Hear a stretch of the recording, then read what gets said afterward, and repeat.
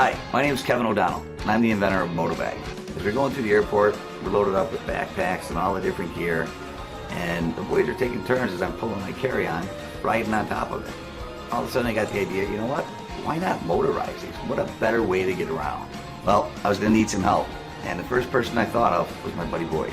We just got back from Daytona 200, we won, and Kevin came with this idea about the Motobag. And I looked at it and I thought, wow, this is a great idea.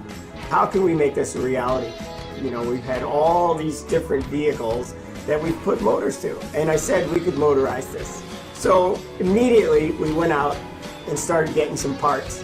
One of the biggest hurdles was fitting all of this into a carry-on size bag. We wanted to retain at least 85% of the interior, and all of the parts that we use had to be really small.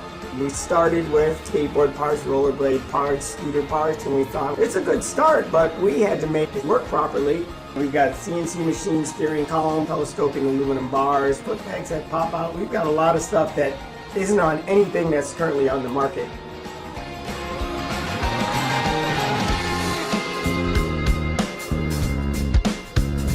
We've gone through proof of concept. We've had over 100 people ride them. The response has been unanimously positive.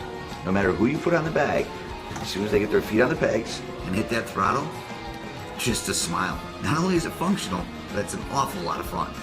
Oh my god, everyone tried it. What do you think?